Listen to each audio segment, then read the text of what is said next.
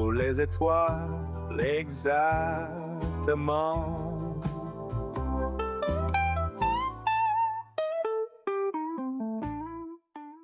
Bonjour, merci de nous être fidèles.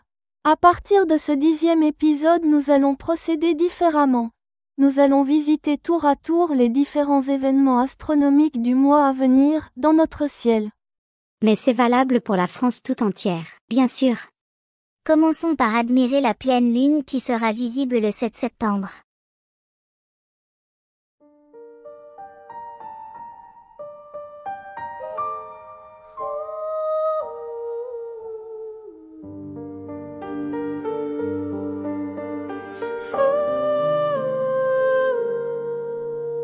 Dans le silence de l'été, la lune se déploie. La terre s'anime de toutes nos peines et de nos joies. La lune éclaire doucement le chemin des secrets où s'envolent nos pensées dans l'univers discret.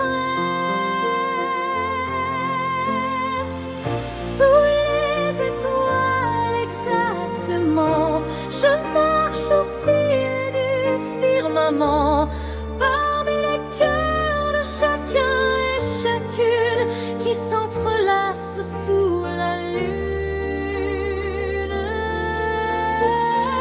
Sous les étoiles exactement, je retiens mon souffle. La pleine lune, ce sont des taches noires et des taches plus claires. On les distingue à l'œil nu, mais le spectacle devient plus fascinant encore avec des jumelles. Les taches noires sont appelées des mers. Parce qu'on croyait jadis que la Lune était un peu comme la Terre avec des terres et des mers. C'était un peu naïf, mais il n'y avait pas encore de télescope. Quand ceux-ci sont arrivés, on a compris que les mers qu'avait décrit l'astronome hollandais Langrenus au XVIIe siècle étaient en fait des étendues de lave solidifiées. Ces laves étaient remontées à la surface de la Lune après que d'énormes météorites soient venus impacter sa surface et creuser des trous que les laves en fusion provenant du sous-sol venaient boucher. Sous les étoiles exactement, je marche au fil du firmament, parmi les cœurs de chacun et chacune qui s'entrelacent sous la lune. Sous les étoiles exactement, je retiens mon souffle en espérant que le temps s'efface, que le monde s'allume sous les rayons brillants de la lune.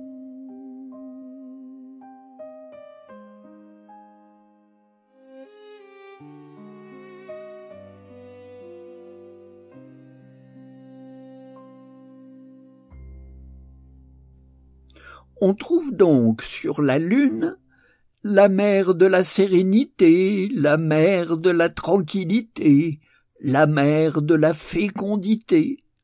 Sérénité, tranquillité, fécondité. Moi, c'est Dorothée et je me demande un peu où ils sont allés chercher ces noms bizarres. Et tu n'as pas tout vu. Il y a encore la mer des crises, la mer des pluies, l'océan des tempêtes et quelques autres. Les mers apparaissent sombres parce que la lave, d'un noir mat, renvoie peu la lumière du soleil. Mais toutes ces mers sont aussi entourées de montagnes. On leur a donné des noms de nos propres montagnes terrestres. C'est culotté quand même. Vous ne trouvez pas? Comme ça, on est moins dépaysé. Il y a les Alpes, les Apennins, il y a même le Mont Blanc. Et aussi les monts Jura. Je les connais, tu penses, les monts Jura, c'est là que j'habite. Mais quand j'aurai ma petite sœur, on va peut-être déménager. Mais les bombardements par les plus gros météorites venus de l'espace et qui n'ont pas été freinés du fait de l'absence d'atmosphère, ces bombardements ont créé de gigantesques cratères. Qui sont restés tels quels, parce qu'il n'y a pas de vent, ni de pluie, ni non plus de rivière, pour que l'érosion les efface. Et il n'y a pas non plus de tremblement de terre, ou plutôt de tremblement de lune, et pas non plus de tectonique des plaques, si bien que les sols restent plus ou moins immuables. Il faut expliquer que sur Terre, la surface de la Terre, sa croûte, est découpée en grands morceaux rigides, un peu comme les pièces d'un puzzle. Ces pièces flottent sur le magma en fusion, en dessous d'elles, et elles bougent très peu, mais en permanence et suffisamment. Suffisamment pour que, quand elles s'approchent et se percutent, se créent des montagnes, des volcans, des grands trous qui deviennent des océans et des tremblements de terre qui modifient profondément le paysage.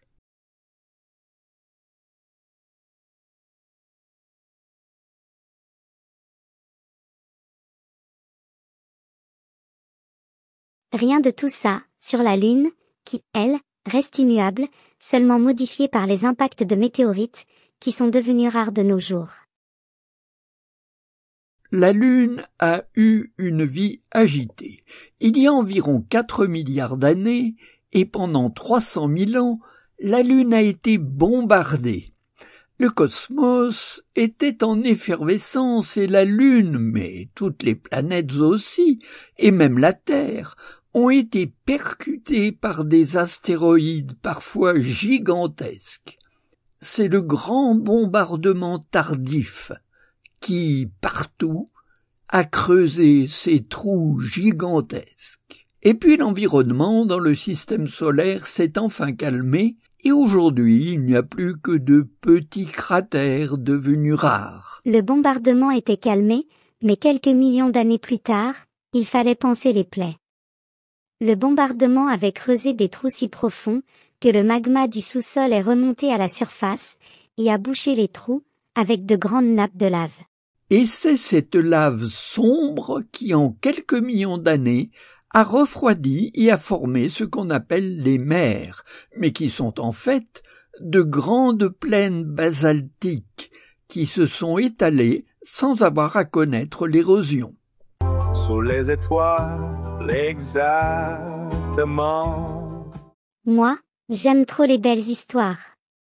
Tu peux nous raconter l'histoire de la belle Sélénée, la déesse de la Lune? J'aimerais beaucoup.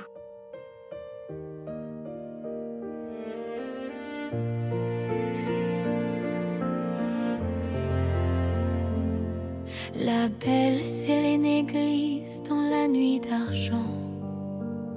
Son char silencieux file doucement. Elle voit en 10 millions son visage serein qui rêve sans fin dans la grotte du matin. Elle descend vers lui, le cœur tremblant. Son souffle caresse l'instant présent. Sous les étoiles exactement, elle l'embrasse tendrement. Et la lune éclaire son chemin dans le ciel jurassien. Se sentant la prière de l'amour offre le sommeil qui dure toujours. Le temps s'arrête sur ses paupières fermées. Célène éveille sans jamais se lasser. Chaque nuit revient, l'histoire recommence. Un rêve figé, une éternelle romance.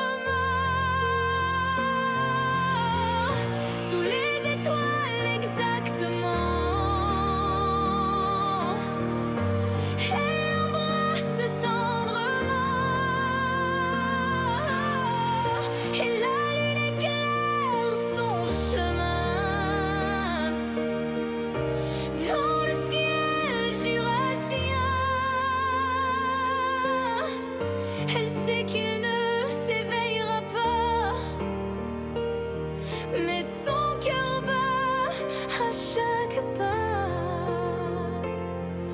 En 10 millions d'or pour l'éternité, et c'est l'aîné continue d'aimer.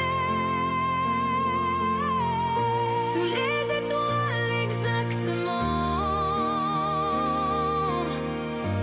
elle l'embrasse tendrement,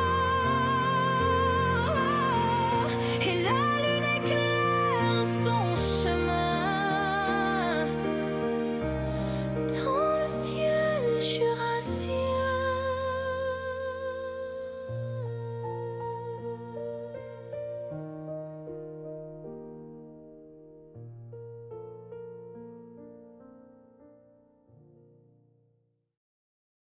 Le 7 septembre, nous avons droit à une éclipse totale de lune. Elle est peu visible parce que l'éclipse est totale entre 17h30 et 20h, en temps universel, c'est-à-dire 19h30 et 22h, en temps indiqué par ta montre, et qu'en plus la lune est proche de l'horizon, où restent encore quelques lueurs résiduelles du soleil, qui vient juste de se coucher. La lune prendra une couleur rouge brique, qui se détache sur le ciel sombre. Cette couleur rouge étonne. Pendant une éclipse, la lune passe dans l'ombre de la Terre. Elle est cachée du soleil et devrait être noire, mais la lumière du soleil vient frapper l'atmosphère qui entoure la Terre. Dans l'atmosphère, la lumière solaire est diffractée comme dans un prisme, et une partie est renvoyée vers la lune. Dans cette lumière, maintenant dispersée à la façon d'un arc-en-ciel, les rayons bleus et violets vont diffuser dans l'espace lointain. C'est facile, ils ont une courte longueur d'onde. Les rayons rouges ont une longue longueur d'onde, ce qui les rend moins faciles à disperser. Ils continuent leur chemin dans l'atmosphère, qui agit comme une lentille qui détourne ce faisceau vers l'ombre de la Terre. Et dans cette ombre, on voit la Lune à travers cette lumière rouge. Le 19 septembre, il faudra se lever tôt. À 4 heures du matin, on pourra voir la Lune, qui n'apparaît que comme un fin croissant, mais qui surplombe de très près Vénus et l'étoile Régulus, de la constellation du Lion. Ces trois la forment un trio spectaculaire.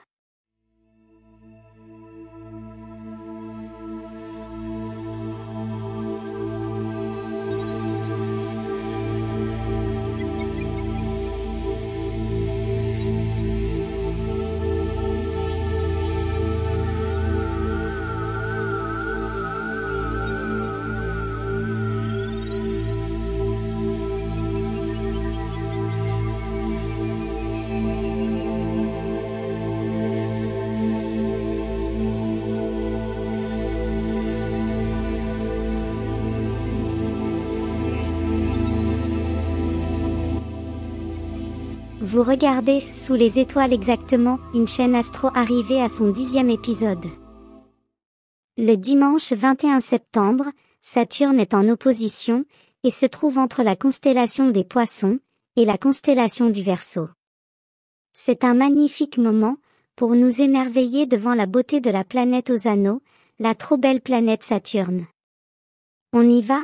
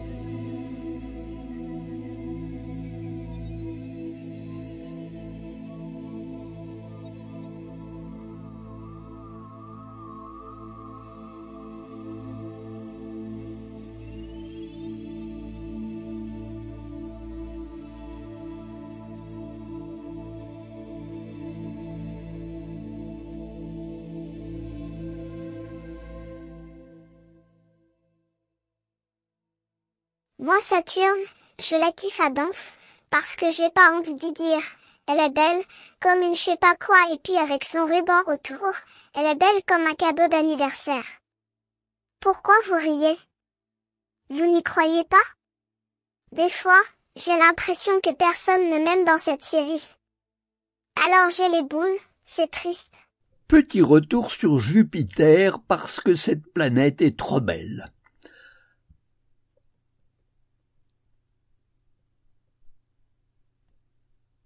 On y voit la tache rouge, Io et les autres satellites.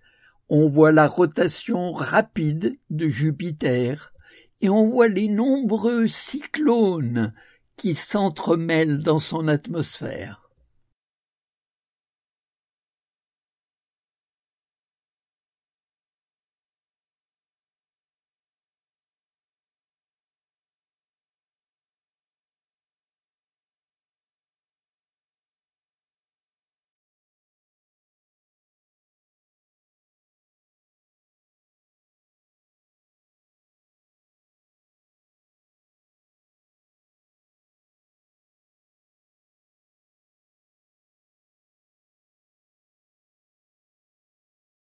Le 26 septembre 1905, il y a 120 ans, un jeune employé au service des brevets de Berne fait une publication qui va changer tout ce que l'on savait de l'univers et de ses règles. C'est évidemment Albert Einstein.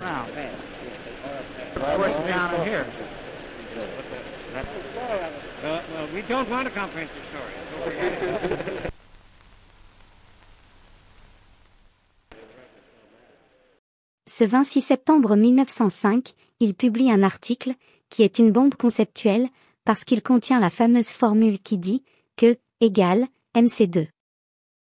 Et cette formule va décorer beaucoup de t-shirts, mais aussi cette relation masse-énergie va littéralement changer notre vision de la matière.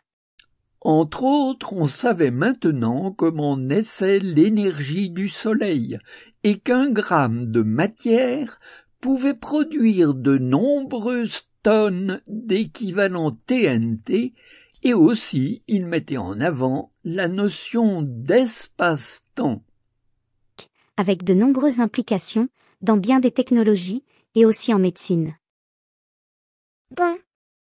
Vous vous en foutez parce que vous êtes très savant, mais moi je comprends rien du tout à vos histoires. Alors, est-ce que je peux appuyer sur le bouton pour lancer le générique? Oui, Dorothée. On allait te le demander. Au revoir à tous et rendez-vous dans un mois.